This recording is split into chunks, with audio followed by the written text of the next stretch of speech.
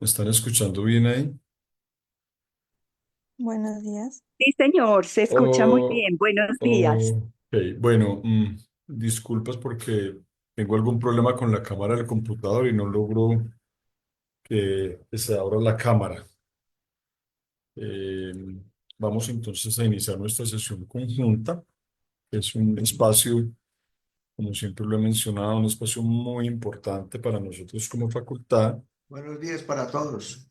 Buenos días, doctor Mario, donde pues tenemos la posibilidad de que cada uno de los departamentos presente alguna de las actividades que consideren importante para compartir y que nosotros, todos, estudiantes, docentes, administrativos, conozcamos pues también de primera mano aquellas actividades importantes que realizamos desde la facultad.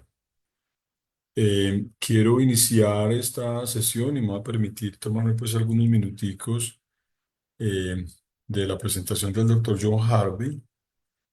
Eh, Primero, quiero proponerles un minuto de silencio para iniciar esta sesión en honor a dos personas recientemente fallecidas vinculadas eh, a nuestra Facultad de Ciencias para la Salud, la doctora Elizabeth Andrea García Suárez, residente de primer año del programa de especialización en psiquiatría, y el doctor Antonio Duque Quintero, nuestro profesor de cirugía pediátrica.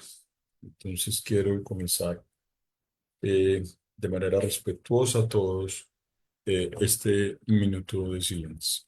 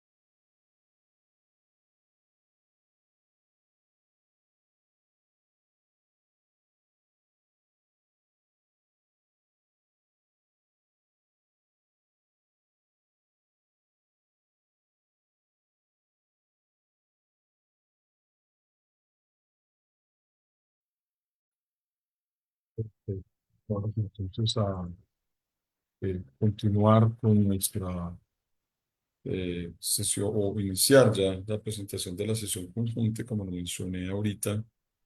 eh, Me voy a tomar un par de minutos para dos cosas muy importantes, diría yo, de trascendental importancia, sobre todo la primera que tiene que ver con nuestra reacreditación institucional. La Universidad de Caldas está iniciando todo el proceso para la reacreditación institucional de alta calidad, que sin duda es un proceso pues demasiado importante para nosotros. Y dentro de eso hay pues una actividad que debemos desarrollar todos y es el proceso de autoevaluación. El proceso de autoevaluación lo debemos hacer todos, estudiantes, docentes, administrativos. Es muy sencillo y yo les pido de manera muy especial que lo hagan porque pues, es un insumo de la mayor importancia para el proceso de reacreditación de alta calidad. Entonces, me voy a permitir un segundito aquí compartir la pantalla para que miremos acá de manera sencilla, ¿sí? Ustedes simplemente entran a la página de la universidad.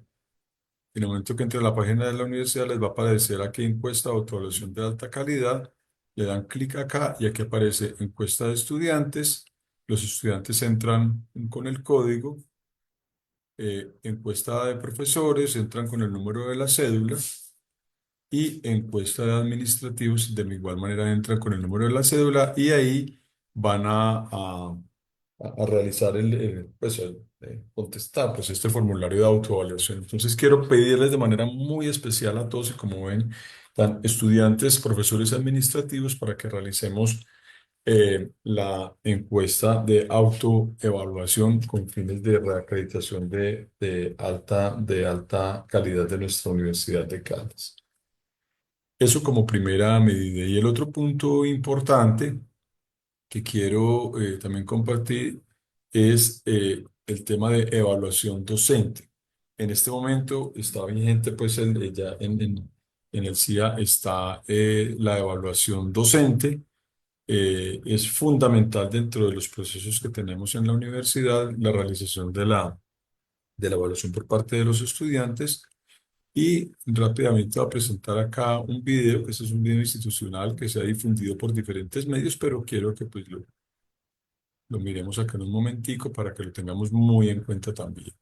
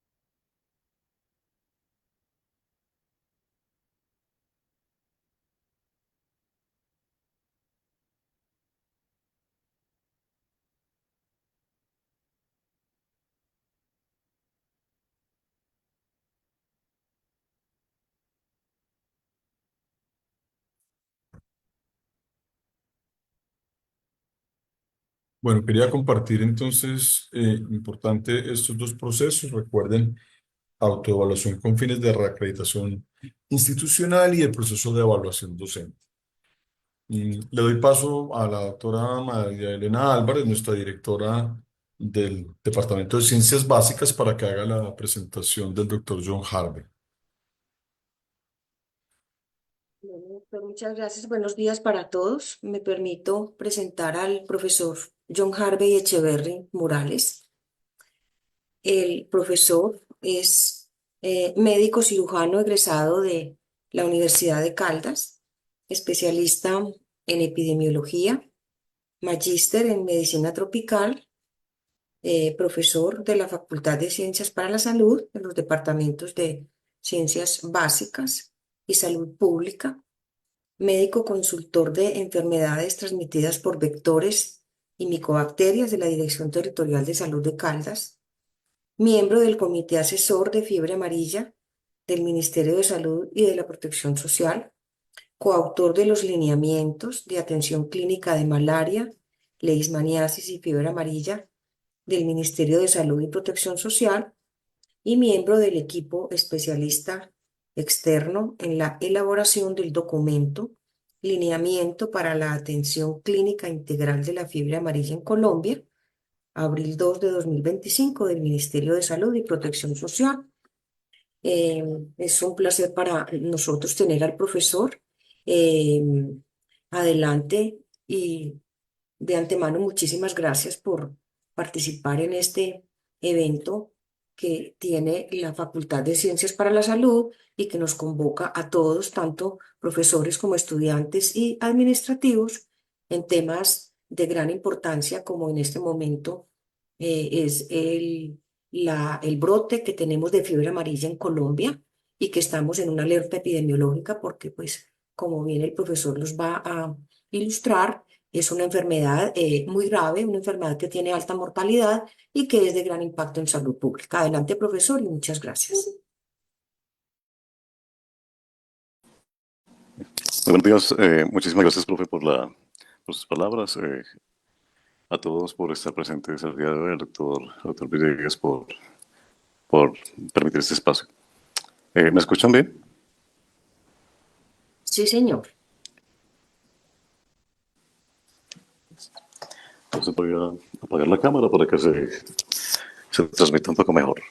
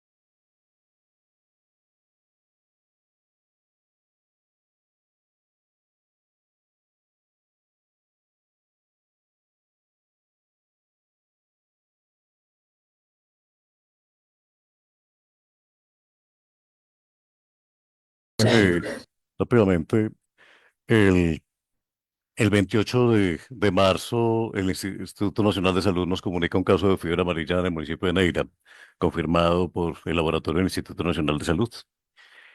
Entonces, se prende la alerta epidemiológica. Al día siguiente se hace la visita al municipio de Neira para buscar la posible fuente de contagio.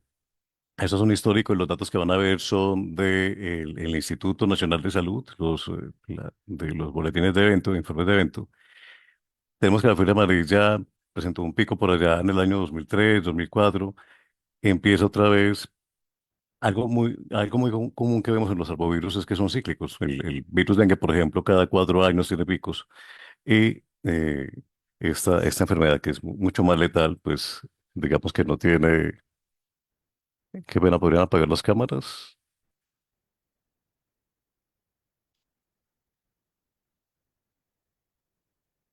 Ok, entonces, empieza a presentar estos casos, cierra el diciembre del año pasado con 21 casos, sobre todo el brote de Tolima. Allí encontramos entonces 21 casos confirmados. Teníamos un aumento marcado en estos municipios, en la región de Putumayo, Huila, Tolima, siendo Tolima el departamento más afectado. Y eso es bien llamativo, y es que la enfermedad ha mostrado una letalidad hasta el año pasado de 52%, es decir, la mitad de los pacientes enfermos fallecían. Esa es la proporción de casos confirmados, 21 de 216. Siempre es un evento de interés de notificación súper inmediata, así está catalogado en el Ministerio de Salud, y debe hacerse una notificación no semanal, sino de vía telefónica inmediata al Instituto Nacional de Salud a través de las direcciones territoriales para que se tomen entonces las medidas iniciales operativas, con la visita epidemiológica de campo y la visita a familiares y contactos. El estudio de foco es importante hacerlo en el 100% de las sospechas. Se ha visto más en hombres que en mujeres, pero esto obedece más a factores ocupacionales. Esas son las edades, los grupos de edad que más se han afectado. Recordemos que el mayor riesgo se presenta en adultos mayores y en niños menores de 5 años. La pertenencia étnica hasta ahora, pues los indígenas, la población indígena no había sido tipificada. La hospitalización se recomienda en el 100% de los pacientes según la nueva guía, según el nuevo protocolo nacional. Esos son los casos reportados. Todo empezó ya por Villarrica, Condá y Prado, Purificación. También se han visto casos en Putumayo, Villagarzón y San Miguel. Pero aquí lo llamativo es que, y por eso el nombre de la charla, porque digamos, se ha visto un comportamiento algo atípico, y eso está en estudio, y es que han debutado los casos en Putumayo y los casos en Tolima como neumonías o bronconeumonías. Entonces, la hipótesis que se tiene hasta el momento es que posiblemente el virus esté o está generando un proceso viral neumónico, o está exacerbando enfermedades preexistentes. Entonces, está todavía la discusión, y esto pues es algo que están evaluando todavía los especialistas de Tolima y Putumayo. El foco que ya tenemos entonces en Tolima, los casos que se han reportado durante estos últimos 6 meses. En 2025 íbamos ya con 157 casos para el segundo periodo, descartados ya por laboratorio para el segundo periodo de este año. Ya íbamos con una proporción de casos de 13,7%. El Tolima sigue reportando casos todavía. Estos son los reportes de la última semana. El boletín epidemiológico semanal, ese fue el corte que se hizo en abril. Ya nos reportaban el municipio de Palo Cabildo, importante porque Palo Cabildo está muy hacia el norte del departamento del Tolima. Pero recordemos que el brote inicial se presenta en el sur de Tolima. Y en ese momento ya estás llegando muy cerca a Fresno, que Fresno es puerta de entrada para nuestro departamento. Entonces, digamos que es una alerta que tenemos importante, porque es un corredor que vamos a tener allí por la entrada a Petaqueros para Manzanares, y además Fresno queda muy cerca a la ciudad de Manizales, sin contar la cercanía que se tiene con el oriente del departamento, que es una zona hiperendémica para arbovirus. Eso es lo que tenemos entonces ya a últimas semanas. Ustedes vemos que este ya es un corte que se hizo al 13 de mayo. Caldas con un fallecido, lamentablemente. Tolima con 69 casos, 26 fallecidos. El Huila con un caso fallecido. Cauca con un fallecido. Nariño con 2 casos, un fallecido. Putumayo 7 casos, 5 fallecidos. Caquetá con 2 casos, con un fallecido. Guaviare con un caso fallecido. Entonces, y pues finalmente Baupés. Algo que nos llamó la atención hace poco es que fue remitida una, y creo que todos ustedes escucharon la noticia, una niña, una jovencita de 15 años que fue remitida desde Ibagué y fue diagnosticada acá en el hospital infantil. Es decir, no tenía síntomas típicos, era una hepatitis viral, pero al hacer la prueba para descartar, se detectó fiebre amarilla. Entonces, la niña está bien, pero prende las alarmas en el departamento del Tolima, porque aparentemente la niña no salió del casco urbano. O sea, no estoy diciendo con esto pues que tengamos transmisión urbana en el momento, pero sí por lo menos hay una altísima sospecha. Da igual, a medida que se canalice mejor la información y tengamos algo más decantado por parte de la Secretaría del Tolima, pues estaremos informando, porque hubo, digamos, una noticia acá en Manizales de que se tenía ya un segundo caso en Caldas, y pues eso no es cierto. Entonces, para recordar, nosotros ya hasta la fecha hemos confirmado esa cantidad de casos. El Tolima tiene ya nos presenta un riesgo de entrada al departamento por la zona que les comentaba, eh, cerca a Fresno, por Palo Cabildo, que se hayan prendido las alarmas. Las edades en promedio de esos casos que se han reportado, 87 casos, es más o menos 44,5 años, ¿sí? Van desde los 2 años hasta los 89 años. Nuestro paciente, Eneira, era un paciente que tenía 71 años. Generalmente se ve más en los hombres, se corresponde con el comportamiento que han tenido las variables sociodemográficas a través del tiempo. Esos son los municipios en riesgo. El, el ministerio tiene en su página de Fiebre Amarilla, se la pueden encontrar en cualquier buscador. Pongan allí Fiebre Amarilla Mi Salud y les aparece la página en donde van a encontrar información relevante, las guías. Es una página bastante amigable. Y allí van a encontrar los mapas que están disponibles para la población. Ahí cualquiera los puede consultar. Y aquí tenemos el mapa de riesgo en Caldas, que básicamente tenemos todo el oriente, son zonas de alto riesgo, muy alto riesgo. Muy alto riesgo lo que está aquí alrededor del municipio de Neira, que Neira es este municipio de acá que atraviesa y divide el departamento en dos, hacia arriba y hacia abajo. Entonces, esos municipios que están con menos Marulanda, que Marulanda no tiene condiciones epidemiológicas para presentar esta enfermedad, aunque eh, digamos que puede haber un corredor de monos, ¿sí? Pero hasta ahora no se ha podido, pues, digamos, establecer muy claramente. No tenemos el vector acá, no tenemos vectores, pues, selváticos o urbanos en Marulanda. Sí tenemos todo el vector, todo el Aedes aegypti, que es el vector de transmisión urbana en todo el departamento de Caldas. Eso es un riesgo.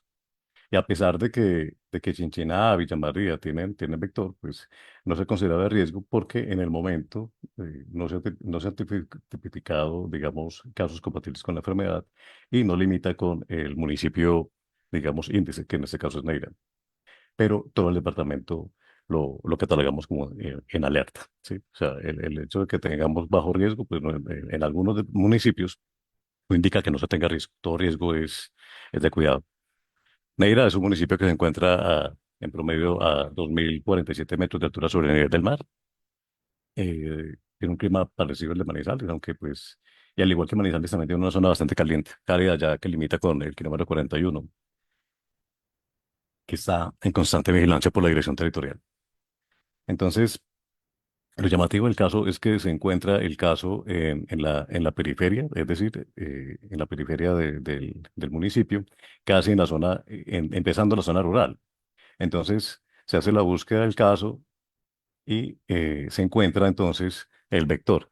Así en la zona del barrio donde vivía el paciente, se encontró, Dirección Territorial encuentra Aedes aegypti y encuentra también Sabetes, que el Sabetes es, es uno de los implicados en la transmisión selvática de la fiebre amarilla. Qué pena que me están escuchando bien, ¿sí?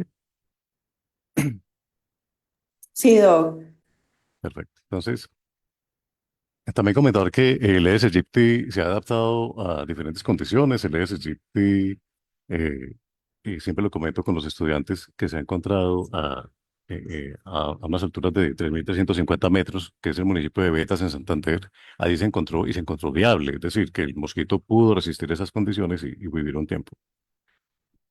Ese es el mapa de Caldas. Sí, tenemos Aedes aegypti en todo lado y también tenemos albopictus. Eso no es nuevo, una noticia de hace mucho tiempo, sino que empiezan a salir, digamos, notas de prensa y debemos tener mucho cuidado con esto, porque las alarmas pues siempre han estado ahí. Siempre hemos tenido es aquí en Manizales, en la vía, aquí a Bogotá, en Maltería se encontró albopictus, por ejemplo. En La Linda se ha encontrado y la zona endémica de Manizales, por excelencia para estos eventos, ha sido el kilómetro 41, que es de Manizales. Y no solamente para arbovirus, sino también para malaria. Curiosamente, la zona endémica para malaria en el departamento de Caldas es Manizales, el kilómetro 41. Ni Dorada, ni Chinchiná tiene ni siquiera el vector para malaria, ni para lesbiasis. Entonces es algo para considerar. Este es el Sabetes, de lo que se encontró allá en el municipio de Neira. Esos mosquitos, tanto el Sabetes como el Hemagogos, tienen una característica que ustedes pueden aquí apreciar, y es el color. Tiene un color como nacarado, como escarchado, que eso se lo da la exposición a luz solar. Entonces, cuando ven un mosquito que tiene esas características, es un mosquito que está expuesto constantemente a la luz del sol. Entonces, hace que tomen esta característica, ¿sí? Un factor protector de adaptación. Y por eso es que estos mosquitos, pues, viven, uno intuye que viven en las copas de los árboles. Entonces, eh, se alimentan de los mamíferos que están allí en esas áreas, en esas zonas. Y evidentemente, pues están marsupiales y monos. El reservorio, como les comentaba, entonces ahí están los monos. Allí está el mono araña, el monito ardilla, que es otro de los reservorios. El Aotus, famoso por los experimentos con malaria. Ese es un videito, vamos a ver si se puede ver, que tomaron mis compañeros biólogos de la dirección.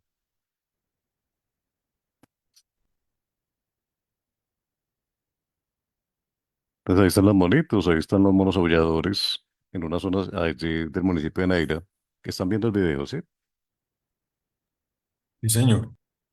Perfecto. Entonces ahí están los monitos. Y esta es una foto que tomó el ingeniero Andrés Martínez de Dirección Territorial. Y pues bueno, ahí está pues evidentemente el monito. Afortunadamente no hay epizootias demostradas todavía acá. No sé, se tuvo una sospecha hace un tiempo, pero en realidad no se confirmó. Se descartó por parte del instituto. Igual, cuando se tenga información, inmediatamente se comunica. ¿Sí? Esa es información que debe ser pública. Ahora, se ha confirmado, sí, en 41 primates no humanos. ¿Sí? Se ha confirmado ya la fiebre amarilla, 33 en el departamento de Tolima.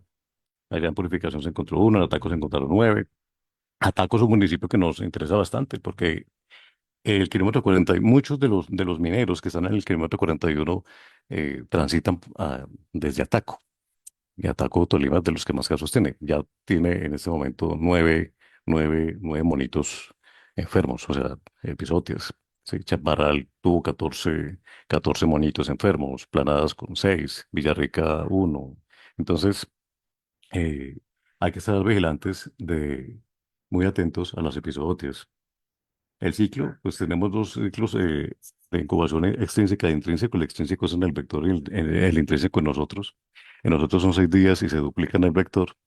Estos vectores generalmente el Aedes, por ejemplo, puede tener 3 semanas de vida, pero el Sabetes, que es altamente eficiente, puede llegar la hembra del Sabetes, que las hembras generalmente las hembras son las que transmiten porque son las que necesitan la sangre para los huevos.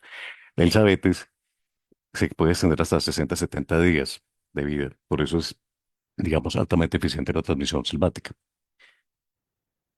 Esta es la forma en que entra el virus, una endocitosis mediada por estos receptores de ese SINE, donde vamos a ver que ese paso por el retículo endoplásmico y esa caída del pH va para todo el Golgi, permite esa, esa, mm, esa unión de proteínas o más bien formación de proteínas no estructurales, que esas proteínas no estructurales finalmente son las que le confieren la patogenicidad. Entonces, o sea, la estructura como tal del virión, pero tenemos proteínas adicionales que son las que causan esa patogenicidad. Y aquí viene un diferencial importante con virus dengue, que el virus dengue, por ejemplo, la NS1, que es la que nosotros utilizamos para diagnóstico en primeros días durante la viremia, esa proteína es muy patógena para el glucocálix endotelial. Entonces, por eso es que en virus dengue tenemos esa extravasación tan marcada, no así con fiebre amarilla. En fiebre amarilla, la NS1 sí puede afectar el glucocálix endotelial, pero no en la medida en lo que lo hace el virus dengue. Y acá lo que tenemos es que las proteínas involucradas en, en la patología de la fiebre amarilla, pues, básicamente la NS3, la NS4 y la 5. Entonces, sí atacan de forma muy agresiva. Sí. Digamos que con lujo de violencia ataca el hepatocito. Entonces, la NS4, por ejemplo, induce el estrés del reticulum endoplásmico, activa caspasa 3, son vías proapoptóticas. La NS5, que es una ARN polimerasa, genera un estrés oxidativo muy importante, daña el ADN mitocondrial. La NS3 también genera especial reactividad de oxígeno. Entonces, esto genera finalmente esa degeneración eosinofílica eh, que conocemos como los cuerpos de Consil. Ese es el protocolo nacional, está vigente, es un protocolo que cualquiera puede consultar en la página del instituto. Esta es la versión del 19 de junio del 2024 y se actualizará más o menos para el mismo mes de este año. Entonces, las definiciones operativas hay que tenerlas muy claras. El periodo de transmisibilidad, básicamente durante la viremia. Se ha dicho siempre que la viremia en arbovirus es de hasta 10 días. En virus dengue, al quinto día ya caen los títulos y ya empezamos a tener, digamos, al sexto día, elevación de la IgM. Empieza a elevarse al quinto día, pero el pico de IgM en dengue se alcanza al sexto día y dura 3 meses elevado. En fiebre amarilla se demora un poquitico más en elevarse, pero alcanza títulos y que pueden durar elevados 6 meses, incluso hasta un año. Eso es una ventaja operativa, pero la desventaja que tenemos en Colombia es que no se puede tomar IgM porque nuestras IgM son muy inespecíficas, es decir, no nos va a marcar con seguridad fiebre amarilla si el paciente tiene otra enfermedad arboviral tipo flavivirus, como Zika, como dengue. ¿Qué fue lo que nos pasó con virus Zika? Precisamente con virus Zika no podemos tomar IgM, como si lo hacen en Brasil, que tienen pues unas IgM de muy alta especificidad. Acá no. Acá entonces siempre va a ser tanto Zika como fiebre amarilla con PCR. Esa es la forma de hacer diagnóstico. Y pues digamos que se hace es con una PCR-RT, una transcriptasa reversa, ¿sí? Pueden agregarse ya, pues, digamos, secuenciaciones para ver mutaciones puntuales, pero en este caso, pues, solamente contamos con esa herramienta por parte del Instituto Nacional de Salud. La incubación, que ya comentaba, el periodo intrínseco y extrínseco de 6 y 12 días, respectivamente. Un caso probable, todo paciente que tenemos un síndrome febril en el contexto de un brote. Es decir, si en Neira, por ejemplo, todo paciente con síndrome febril debe considerarse un caso probable, porque ya tiene circulación viral demostrada.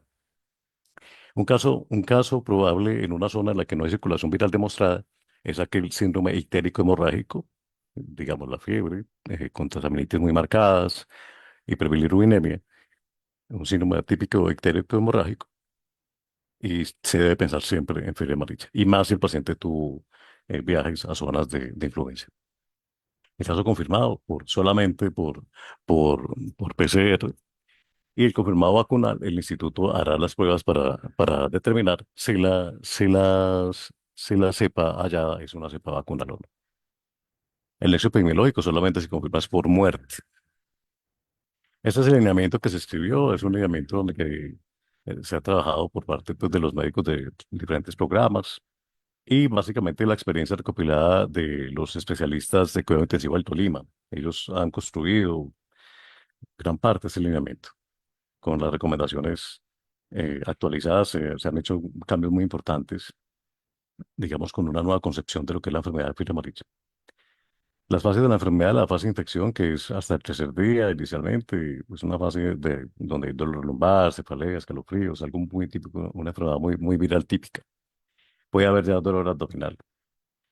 Al cuarto día en adelante ya empezamos la etapa de remisión, que dura 4 o 5 días, al cuarto, quinto día, y es cuando caen, mejoran los síntomas, pero viene ya la micro y la albuminuria y viene el aumento de las transaminasas, que es tan importante. Aquí pues siempre vamos a tener transaminasas generalmente por arriba de 500 unidades internacionales.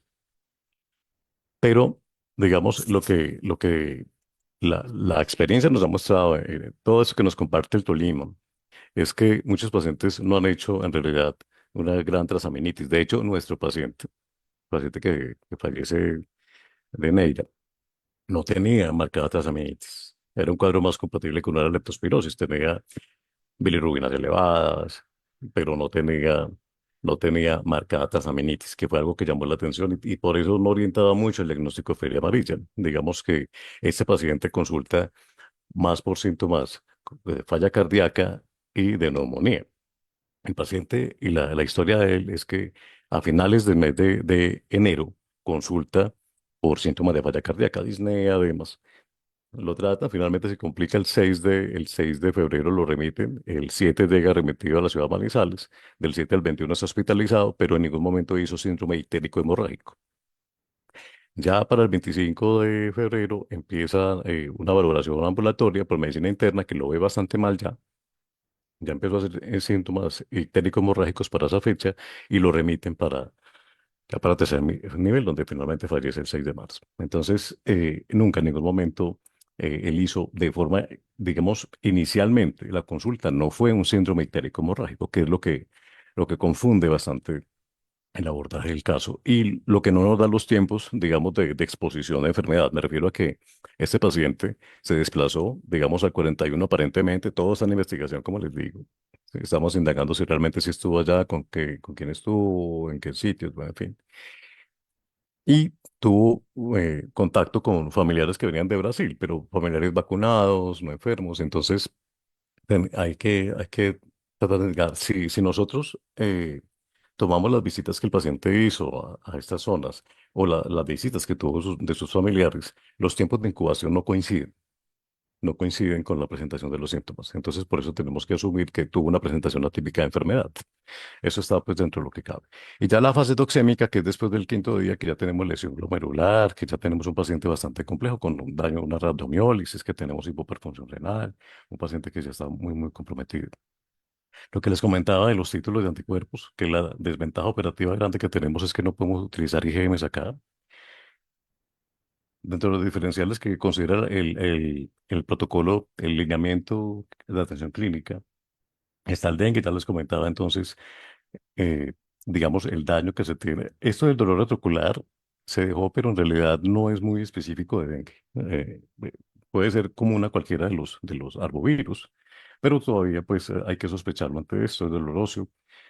Digamos que acá lo más importante es la evasación, que se genera básicamente por la proteína no sectoral 1. Entonces, y algo llamativo es la ausencia de apetito en fiebre amarilla. Eso sí siempre se ha referido. Ahí pues básicamente lo que se ha estudiado es que hay una liberación masiva de citoquinas. Eso sí es importante.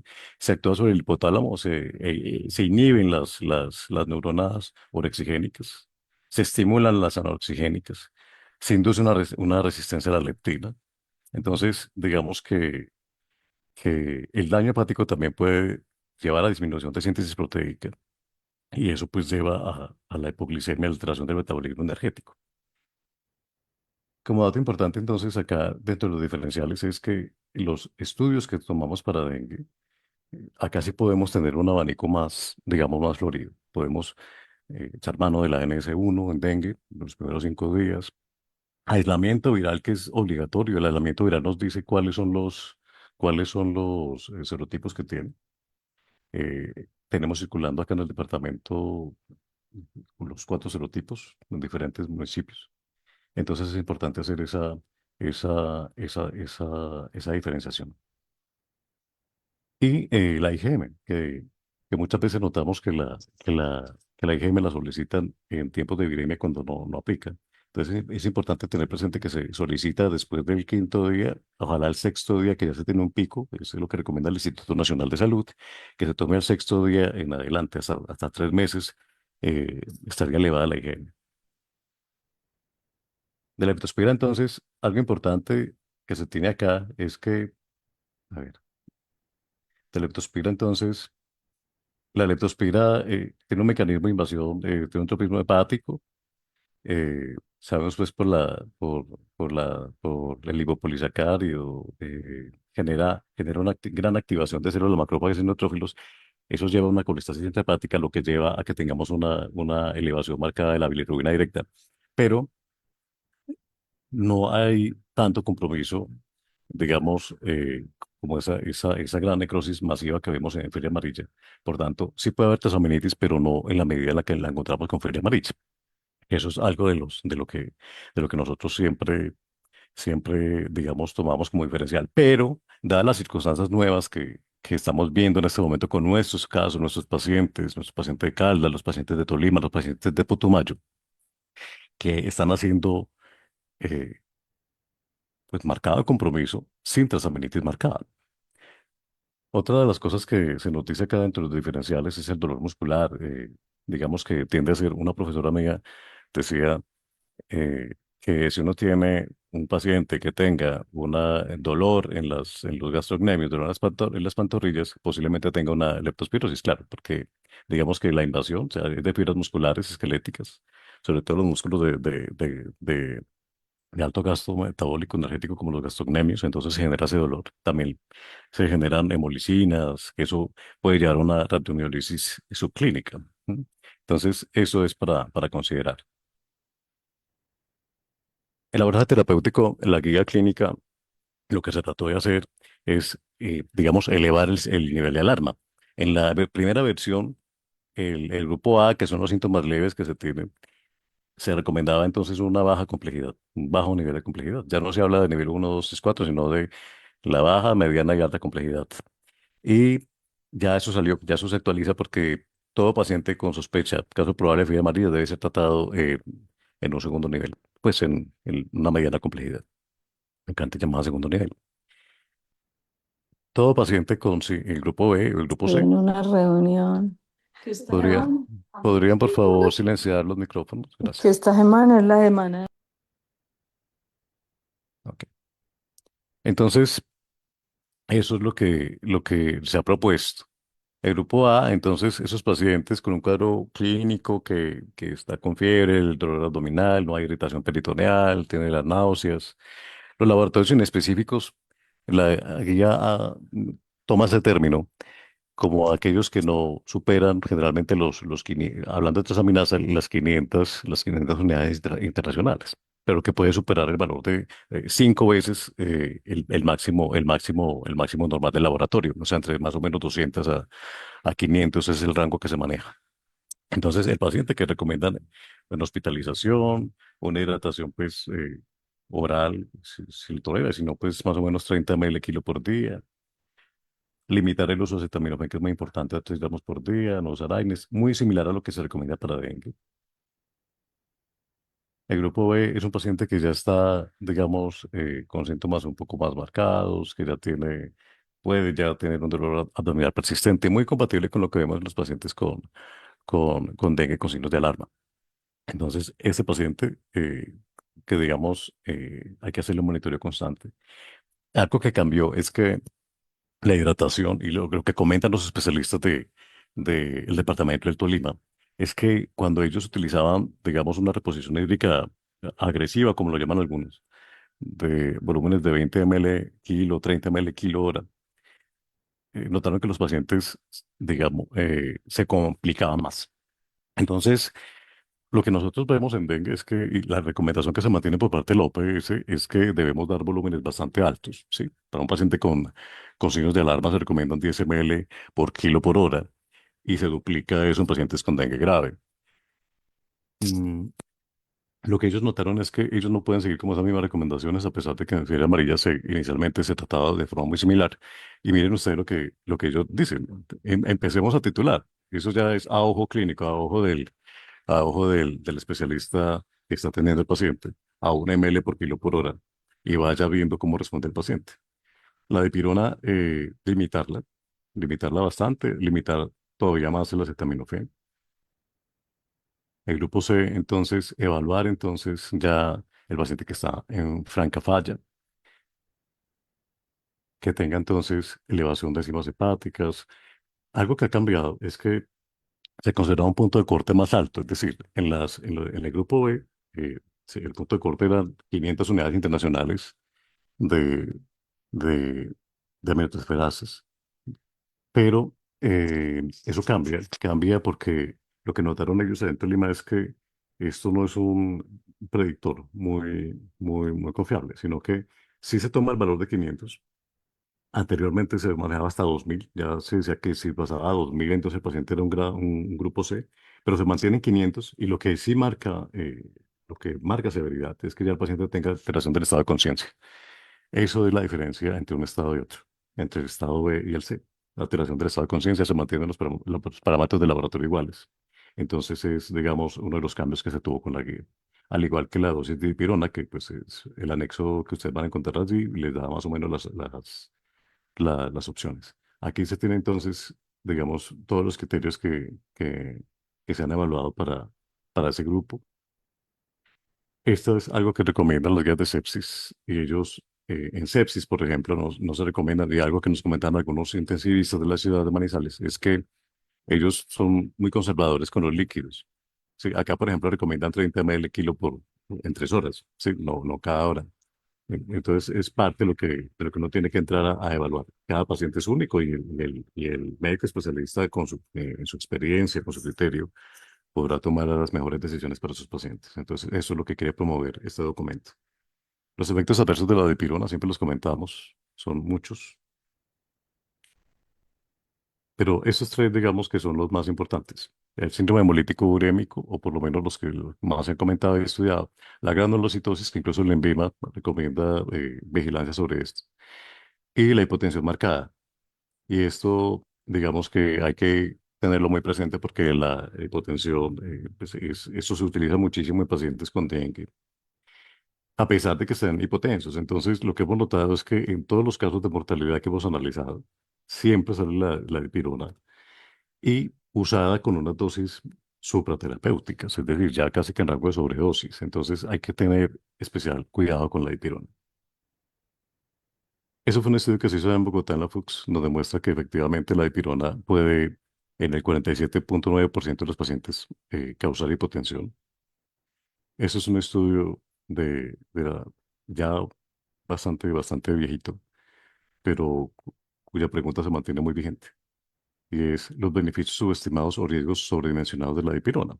Y la verdad es que sí, se puede disminuir la presión arterial, la sistólica, en 20 milímetros de mercurio de totazo. Entonces, hay que tener especial cuidado con la dipirona, cómo se va a poner.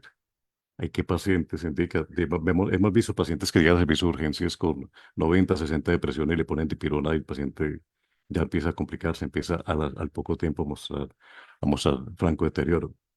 Entonces eso hay que evaluarlo. O sea, no se dice que no se está diciendo que no se use la dipirona, pero sí por lo menos que se tenga muchísimo cuidado. Esas son las recomendaciones. Esto todos los compartiré para que lo tengan, que la comunidad académica lo conozca. Esas son las recomendaciones que se hacen desde el INVIMA y desde la OMS o OPS sobre el uso de este medicamento. Esas son las recomendaciones que aparecen ya en la guía nacional, en las que estuvimos trabajando. Son pues sobre todo enfocando en población pediátrica. Mire que el máximo pues es de 4 miligramos día. Uno ve a veces dosis de dipirona de 8 gramos día, que eso pues no es lo más recomendable, no hay una evidencia que soporte muy bien eso. Que estaba en la guía, que está de hecho en la guía OMS, así lo van a encontrar 8 gramos, pero cuando indagamos, cuando preguntamos a OPS, OMS, las fuentes de dicha recomendación pues no fueron muy claros, ¿sí? Y fue más algo de experto que de evidencia como tal sólida. Entonces, diferenciar las dosis antipiréticas de las analgésicas, la antipirética es mucho menor, es para considerar. El alta hospitalaria, el paciente que tenga ausencia de síndrome febril en 48 a 72 horas, que no haya tomado medicamentos antipiréticos, que bajen los niveles de transaminasas por debajo de 500. Ya el médico determinará si lo mantiene hospitalizado. Es decir, esas son sugerencias de alta, pero no es una camisa de fuerza. El médico es quien decide, conociendo a su paciente, cuándo le va a dar alta, ¿cierto? Pero esos son criterios, pues, digamos que son sugerencias. Y es lo que hace el lineamiento, dar sugerencias de manejo. Y eso sí, que las plaquetas por lo menos estén un poco, pues, por arriba, un margen de seguridad. Se recomienda el punto de corte de 100.000, que es lo que siempre se ha recomendado. El seguimiento del paciente, entonces, si los pacientes han tenido marcado compromiso, entonces, hablando de transaminasas, entonces, seguimiento cada 2 semanas, o seguimiento mensual por 3 meses, si, digamos, no ha tenido una transaminitis muy marcada. Y quiero terminar ya va siendo la hora de cierre, con algunas preguntas que nos han hecho sobre la vacunación. Esto pues es algo que preocupa bastante. Y, por ejemplo, algunos nos preguntan, algunos médicos, colegas, ¿cuáles medicamentos inmunosupresores contraindican la vacuna de fiebre amarilla? Entonces, digamos que todos, por ejemplo, la prednisolona, sí, la dexametasona, lo que se mira es el tiempo. Entonces, si la dosis día es de mayor a 20 miligramos día y la usaron por 2 semanas o más, entonces debo esperar, cuando la termine, esperar un mes para hacer la vacunación. Es lo recomendado. Y en otros medicamentos que se pueden utilizar, por ejemplo, para cáncer, o metotrexate, por ejemplo, que se usa hasta para psoriasis. Entonces, en estos pacientes, si están bajo tratamiento, no se recomienda vacunación. Si se suspende este medicamento, hay que esperar por lo menos 6 meses para iniciar la vacunación. Todos estos medicamentos, entonces, es lo recomendado. ¿Sí? Y evidentemente, será el especialista, el médico tratante. Si es un paciente que está en seguimiento con reumatología, con inmunología, con alergólogo, entonces deberá ser evaluado por este profesional. La recomendación sobre las transfusiones, entonces lo mismo, se espera un tiempo de 6 meses después de una transfusión. Sabemos entonces que la transfusión puede pasarnos anticuerpos que pueden neutralizar la vacuna. Entonces, lo ideal es esperar a que esos anticuerpos ya se degraden. La vida media de una IgG pues, puede ser de 6 meses, entonces por eso es que generalmente se espera 6 meses para que se haga la vacunación después de transfusión. Y con un paciente trasplantado, eso pues son recomendaciones de OMS de hace muchísimos años, hay que esperar al menos 2 años para hacer la vacunación de feria amarilla en un paciente trasplantado. De los efectos adversos, que eso es muy, muy importante, decir que puede presentarse una enfermedad neurotrópica hasta 18 días después de la vacunación. Entonces, allí vamos a encontrar al paciente que tiene una fiebre alta, cefalea, puede estar con déficits, digamos, neurológico, tener ictericia, trombocitopenia, transaminitis. Y el paciente ya con enfermedad viscerotrópica que ya ha habido reportes en Brasil, aquí se está haciendo farmacovigilancia importante en el departamento de Caldas, precisamente el INVIMA y la OPS desde Washington están ya aquí vinieron a hacer la visita al departamento para capacitar en seguimiento de reacciones adversas, sobre todo enfocándonos en la enfermedad viscerotrópica, la enfermedad neurotrópica, que aquí ya en la enfermedad viscerotrópica vamos a encontrar alteraciones musculares importantes, respiratorias, renales, entonces, y de ocupas hepáticas. Y la letalidad es bastante alta. La letalidad de la enfermedad viscerotrópica puede llegar al 63%, superando la de la misma cepa selvática. La diabetes contraindicada depende de qué tan, digamos, qué tan controlado o no esté el paciente. Eso es algo pues que de forma regular nos preguntan, pero en realidad no hay, y se discutía precisamente el día de ayer con OPS y con INVIMA, que no hay, digamos, dentro del lineamiento mucha claridad sobre, sobre las enfermedades que pueden estar contraindicando absolutamente la vacuna contra fiebre amarilla, pero hay que evaluar ese cada paciente. Por eso es que el ministerio amplió el rango de vacunación. Ya anteriormente era de los 12 meses hasta los 59 años. Ya se baja a los 9 meses y no hay límite de edad mayor, a menos que el paciente tenga una contraindicación absoluta. Pero todo paciente debe ser vacunado contra fiebre amarilla. Con eso ya termino la presentación, faltando 2 minutos para las 8.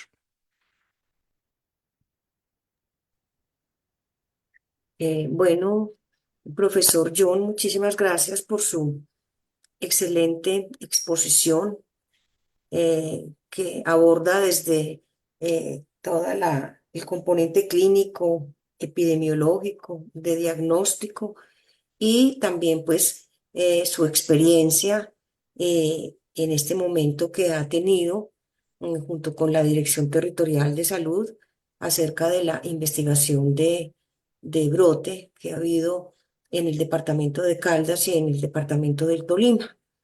Entonces ya en unos minuticos podemos utilizarlos para preguntas de los participantes. Si lo tienen, pues lo pueden hacer por el chat o lo pueden hacer pues levantando la mano para la intervención. Entonces damos apertura a las preguntas o a las intervenciones que a bien tengan.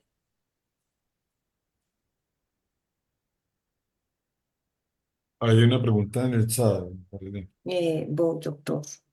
Creo que dice, Espéreme, excelente conferencia. Es recomendable que las personas mayores de 70 años que vivan en zonas de alto riesgo de transmisión de fiebre amarilla reciban la vacunación. sí, de hecho, precisamente el ministerio ha dicho que se bajan el rango a, digamos, a 9 meses de edad y ya no hay un límite superior. En el sentido de que ya el límite de los 59 años, pues en el marco de esta emergencia que tenemos, eh, debe quitarse, pero esa persona mayor de 59 años eh, debe ser valorada por médico para poder recibir la vacuna. Es decir, siempre, todo mayor de 59 años, valorado por médico. Por eso, por ejemplo, en el municipio de Neira, lo que se recomendó es que a las personas de mayores de 59 años se valoren solamente en el hospital. El puesto de vacunación para ellos va a ser el hospital donde pueden recibir la atención del médico para, para poder hacer el abordaje integral. Bueno, dice otro Diego Fernando Ruiz, ¿qué tipo de alteraciones neurológicas se pueden evidenciar que sean alarma directa de posible diagnóstico? Perdón, me repite la pregunta, profe. Qué pena. ¿Qué tipo de alteraciones neurológicas se pueden evidenciar que sean alarma directa de posible diagnóstico? No, en la enfermedad que nosotros comentábamos, digamos, hay una encefalitis, una encefalomelitis aguda, o con síntomas que pueden, o de encefalitis que pueden llevar a confusión o déficits neurológicos, pero no se especifica algo patognomónico en la enfermedad como tal. Pero en todo paciente que tenga sospecha de una enfermedad neurotrópica, sea por vacunación o sea por un paciente que tenga una enfermedad viral, sospecha de enfermedad viral, pues se cataloga, puede catalogarse en el contexto de la definición operativa de caso como un caso probable. Bueno, otra pregunta dice, ¿se ha detectado virus en las muestras tomadas de los monos de Neira? No se han tomado muestras de monos. Pregúntale al doctor Hill. No, no se ha detectado todavía. Sí se Mm. encontró diabetes, se encontraron los monitos, no se ha encontrado todavía mono enfermo, entonces no se han tomado muestras. Lo que se está estudiando es la posibilidad de tomar las muestras, hacer entomovirología, es decir, virología en los vectores, para ver si eso todavía está en estudio. Es decir, los vectores de la zona se están estudiando esa posibilidad. Bueno, el doctor Gentil Gómez dice, ¿hasta qué año el personal de salud recibió rutinariamente la vacuna? ¿Hasta qué año personal de salud rutinariamente la vacuna?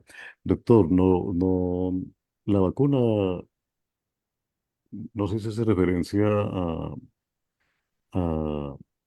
a de pronto refuerzos, porque digamos, ya está dentro del PAI la vacuna, eh, pero cualquier persona que no la haya recibido, pues la puede y la debe recibir. Sí, correcto. Es que hacia el año 2000, comenzando este siglo, nos hicieron unos refuerzos. Ah, bueno, es importante, doctor, eso, el refuerzo ya no es necesario. Afortunadamente, a diferencia del dengue que tiene cinco serotipos ya, ya se detectó un serotipo, pero ya es Malasia, que afortunadamente no ha llegado aquí a América ni a Europa. Pero por eso hace tan efectiva la vacunación, ¿cierto? Ya sabemos que después de 10 días tenemos una inmunidad por arriba del 90%, títulos protectores por arriba del 90%. No se requiere refuerzo. Ahora, si usted fue vacunado, pero no tiene cómo demostrar la vacuna, debe vacunarse. Es decir, si no aparece, porque los registros de PayWeb son muy recientes, entonces muchos no van a aparecer allí en el registro PayWeb o no tienen el carnet. Entonces, si no tiene el carnet o no aparece en el registro PayWeb, debe vacunarse. Gracias, muy amable. Bueno, otra Exacto. pregunta. Dice, toda persona, usted mencionó que toda persona diabética debe ser vacunada. Claro que depende de qué tan controlado esté, pero en las EPS dicen que no se puede aplicar esta vacuna si se tiene diabetes mellitus tipo 1. No tenemos esa indicación por parte de OMS. Se vacuna a un paciente que tenga, digamos, inmunocompromiso marcado. Se mira si el paciente si está controlado o no. Pero la diabetes como tal no aparece como contraindicación absoluta, es relativa. Es por lo que les comentaba. Un paciente diabético puede tener, digamos, una falla renal y está muy inmunocomprometido. Entonces, no indicaría vacuna. Por eso, el paciente diabético se valora por el médico. Incluso, mire, tenemos un paciente que el nefrólogo, el paciente que en diálisis, pero muy controlado, un paciente que ha estado pues en muy buen control, y el nefrólogo autorizó la vacuna. Entonces, digamos que todo depende del control que tenga el paciente y de la valoración de su Bueno, médico especialista, pero no puede ser tan tajante decir que no se vacuna o no. bueno, ¿qué diagnóstico diferencial tuvo el paciente fallecido en Neira? Precisamente dengue y leptospira. Como les comentaba, el paciente, como tenemos el vector en esta zona, entonces él inicialmente pues una falla cardíaca, una neumonía, ya hace síndrome ictérico hemorrágico para allá para el 25-26 del mes de marzo. Entonces se sospechó por zona endémica arbovirus y leptospira porque tenía unas bilirubinas en 4,77 total y tenía unas transaminasas que no superaron 6 veces el valor máximo normal. Lo que uno esperaría en fiebre amarilla es que supere 500, 1000, 2000 unidades internacionales, pero no las tuvo. Entonces, el diagnóstico y las muestras fueron tomadas sospechando leptospira, no sospechando fiebre amarilla. Eh, yo quiero hacer una pregunta, profesor John, si me Sí, permite. claro, profe. Eh, en Brasil, tengo entendido, han adelantado la vacunación de primates no humanos. Sí. ¿Esto se ha considerado en Colombia? Profe, sí, es que allá, digamos, es una muy buena pregunta, porque los primates no humanos, los monitos, son centinelas de enfermedad, y en eso se ha hecho énfasis desde Dirección Territorial, de que no se puede entrar a matar a los monitos, ¿cierto? Porque alguien sugería, no, matemos a los monos. No, no porque ellos son centinelas, y eso, pues ellos no son culpables porque el que transmite es el mosquito. Entonces, ellos son centinelas de enfermedad, ellos nos permiten ver cómo está circulando el virus. Entonces, lo que pasó en Brasil fue que se les murió el 80% de la población de aulladores y de otros primates. Entonces, ante esa catástrofe ambiental tan grande, ellos se vieron obligados a iniciar vacunación. El artículo es bastante bonito, muy interesante, publicado en 2020. Yo se los voy a compartir a toda la comunidad para que lo tengan. El doctor Tavares fue el que lo publicó en 2020 en el Journal de Primatología. Y allí explican cómo se hizo el proceso y los títulos alcanzados en los monitos y que se logró una protección bastante importante en todos ellos sin reacciones adversas también. Importante. O sea, no se encontró viscerotrópico, neurotrópico en, en esos monitos. Pero fue por eso. Ahora, si nosotros llegáramos a tener, hasta ahora no se ha considerado, porque no ha habido una catástrofe, ese es un episodio tan grande, pero Brasil perdió el 80% de su población de monos en su momento, o sea, se les iban a morir todos. Entonces, ante esa situación, hay que vacunar a los monitos, pero acá hasta ahora no hemos tenido eso que pasó en Brasil en 2018. Pero sí se podría considerar, si tenemos este evento, una epizodia masiva, debemos vacunar a los monos, que es la recomendación que hace Brasil. Bueno, doctor, muchas gracias. Entonces yo creo que no hay más preguntas. Espéreme, aquí hay una. Sí, la última pensaría yo, no sé, señor decano, porque ya 8 y 9 minutos. Sí, Dice, señora. ¿tiene algún factor relevante las personas que mantienen presión arterial alta y están medicados frente a la vacunación? Se podría hacer siendo mayor de 59 años. Sí, los hipertensos y diabéticos se podrían vacunar sopesando riesgo-beneficio y si no tienen otra o una enfermedad concomitante. Es decir, siempre, como les comento, la diabetes y hipertensión no contraindican la vacunación, a menos que el especialista lo valore y diga que no podría, sea porque tenga un inmunocompromiso o porque tenga un medicamento adicional que lo inmunocomprometa. Entonces, pues ya es valoración especializada. Todo paciente con mayor de 59 años o paciente con comorbilidad menor a 59 años, no necesariamente que tenga la edad, debe ser valorado por especialista para que le defina si se vacuna o no. Pero no Bueno, soy contraindicación absoluta. Y por acá había una pregunta también de las IgM. Claro, porque es que, digamos, si la especificidad de las IgM, por ejemplo, si yo tuve dengue, y me toman una IgM para Zika, hablando pues de reacciones cruzadas, posiblemente me salga Zika positivo, aunque yo no tenga Zika. ujú. Entonces es poco específica. Lo mismo pasa con fiebre amarilla. Entonces los flavivirus que tenemos circulando acá, el Zika, la fiebre amarilla y el dengue, las IgMs que tenemos para fiebre amarilla y para Zika no son muy específicas. Nos marcan cruce. Por eso no las usamos. Por eso solamente utilizamos PCR, que es una RT, pues, que es una transcriptasa reversa. Pero si hay una IgM de captura para dengue, profesor, Ah, sí, sí, en Colombia, entonces sí, eso pues nos sí. ayuda a descartar al menos dengue. Ya quedaría Exactamente. fiebre Es amarilla con la por reacción eso, cruzada. exactamente. Ujú. Muy importante, profe, porque dentro del protocolo de vigilancia se mantiene la IgM para dengue, que es la que usamos.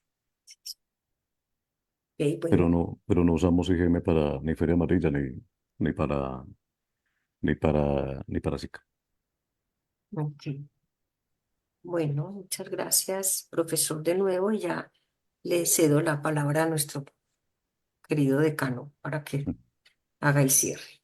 Ok, muchas gracias. Antes del cierre, quiero compartirles esta invitación para el día de hoy, a partir de la 1:30 de la tarde. Esto va a ser en el Salón 306, organizado desde el programa de especialización en urgencias. El doctor Julián Salgado nos hace esta invitación muy importante.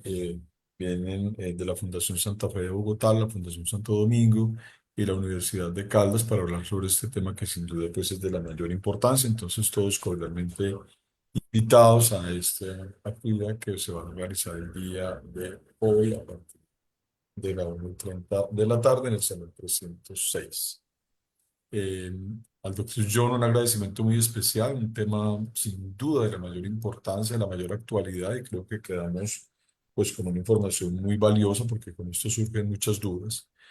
Y a todos nuevamente un agradecimiento por la masiva asistencia. Creo que este es el objetivo, como le mencioné desde el principio, y qué bueno poder tener una amplia participación siempre en temas tan, pero tan importantes para todos. Entonces, nuevamente un agradecimiento muy especial a todos y que tengan un feliz resto de día y feliz fin de semana. Muchas gracias. Muchas gracias a todos. Muchísimas gracias por la asistencia.